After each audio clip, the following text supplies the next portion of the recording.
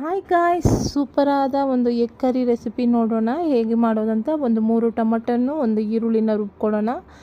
ಇದು ಒಂದು ಕಡೆ ಇರಲಿ. ಈಗ 4 ನಾನು ಮೊಟ್ಟೆ ತೊಗೊಂಡಿದ್ದೀನಿ. ಈಗ ಸ್ಟವ್ ಮೇಲೆ ಪ್ಯಾನ್ ಇಟ್ಬಿಟ್ಟು ಇದನ್ನು ಇವಾಗ ನಾವು ರೆಡಿ ಮಾಡ್ಕೊಳ್ಳೋಣ. ಒಂದು 3 ಟೇಬಲ್ ಸ್ಪೂನ್ ಆದಷ್ಟು ಎಣ್ಣೆ ಹಾಕ್ಕೊಳ್ಳೋಣ. ಎಣ್ಣೆಗೆ ಎಷ್ಟು ಬೇಕೋ ಅಷ್ಟು ಹಾಕ್ಕೊಳ್ಳಿ ನೀವು. ಚಕ್ಕೆ ಲವಂಗ ಹಾಕ್ಕೋಬೇಕು.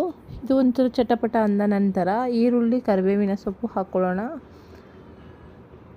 ಚಕ್ಕೆ ಲವಂಗ ಹಾಕ್ಕೋಬೇಕಾದ್ರೆ ನೀವು ಸಾಸಿವೆ ಹಾಕ್ಕೊಳ್ಳಿ. ನಾನು ಮರ್ತುಬಿಟ್ಟಿದ್ದೆ, ಅದಕ್ಕೋಸ್ಕರ ನಾನು ಈಗ ಹಾಕ್ಕೊತಾ ಇದ್ದೀನಿ ಸೈಡಿಗೆ.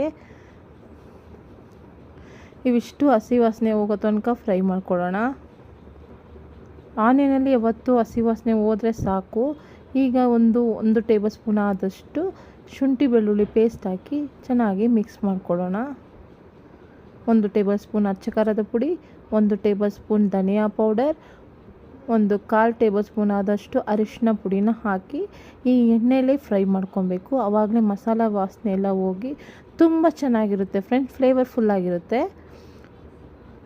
ಏನೇ ಒಂದು ಈ ಥರ ಎಗ್ ಕರಿ, ಏನೇ ಒಂದು ಕರಿ ಮಾಡಬೇಕಾದ್ರೆ ಮೊದಲು ಎಣ್ಣೆಲೇ ನೀವು ಮಸಾಲಾನ ಫ್ರೈ ಮಾಡೋದ್ರಿಂದ ಎಕ್ಸ್ಟ್ರಾ ಟೇಸ್ಟ್ ಕೊಡುತ್ತೆ. ಈಗ ನಾವು ರುಬ್ಬಿಟ್ಕೊಂಡಿರೋ ಟೊಮೊಟೊ ಹಣ್ಣು ಮತ್ತು ಈರುಳ್ಳಿ ಪೇಸ್ಟ್ನ ಸೇರಿಸ್ಕೊಳ್ಳೋಣ. ನೋಡಿ, ಇದನ್ನು ಮಿಕ್ಸ್ ಮಾಡ್ಕೊಂಡ್ಬಿಟ್ಟು ನಿಮ್ಮ ಹತ್ರ ಬೇಕಂದರೆ ಕ್ಯಾಶ್ಯೂ ಇದ್ದರೆ ಕ್ಯಾಶ್ಯೂಸ್ನ ಪೇಸ್ಟ್ ಮಾಡಿ ಹಾಕಿದರೆ ಅದೊಂಥರ ಡಿಫ್ರೆಂಟ್ ಫ್ಲೇವರ್ ಕೊಡುತ್ತೆ. ತೆಂಗಿನಕಾಯಿ ಕೂಡ ಕೆಲವರು ಹಾಕ್ತಾರೆ. ನನಗೇನು ಹಾಕ್ತಲೇ ತೆಂಗಿನಕಾಯಿ ಕ್ಯಾಶ್ಯೂ ಹಾಕ್ತಲೇ ಸಿಂಪಲ್ ರೆಸಿಪಿನ ಹೇಳ್ಕೊಡ್ತಾ ಇದ್ದೀನಿ. ಇನ್ನೊಂದು ವಿಡಿಯೋದಲ್ಲಿ ಕ್ಯಾಶ್ಯೂ ಅಥವಾ ತೆಂಗಿನಕಾಯಿ ಹಾಕಿ ಹೇಗೆ ಮಾಡೋದು ಅಂತ ಹೇಳ್ಕೊಡ್ತೀನಿ. ನಿಮಗೆ ಎಷ್ಟು ನೀರಿನ ಪ್ರಮಾಣ ಬೇಕೋ ಅಷ್ಟು ನೀರು ಹಾಕ್ಕೊಳ್ಳಿ. ನೋಡಿ, ಈ ಥರ ಬಬಲ್ಸ್ ಕುದ್ದಿ ಬರಬೇಕಂದ್ರೆ ನೀವು 4 ಮೊಟ್ಟೆನ ಒಡೆದು ಈ ಥರ ಹಾಕ್ಕೋಬೇಕು.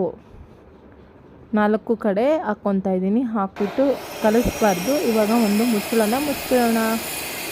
ಮುಚ್ಚಳ ಮುಚ್ಚಿಬಿಟ್ಟು ಸಿಮ್ಮಲ್ಲಿ ಇಟ್ಬಿಟ್ಟು ಒಂದು 5 ನಿಮಿಷಗಳ ನಂತರ ಓಪನ್ ಮಾಡಿದರೆ ಸೂಪರಾದ ಎಗ್ ಕರಿ ರೆಡಿಯಾಗಿರುತ್ತೆ. ಇದು ಚಪಾತಿ ಜೊತೆಗೆ, ಅನ್ನದ ಜೊತೆಗೆ, ದೋಸೆ ಜೊತೆಗೆ ಸೂಪರ್ ಕಾಂಬಿನೇಷನ್ ಅಂತಲೇ ಹೇಳ್ಬೋದು. ನೀವು ಸಹ ಮನೇಲಿ ಟ್ರೈ ಮಾಡಿ ನೋಡಿ.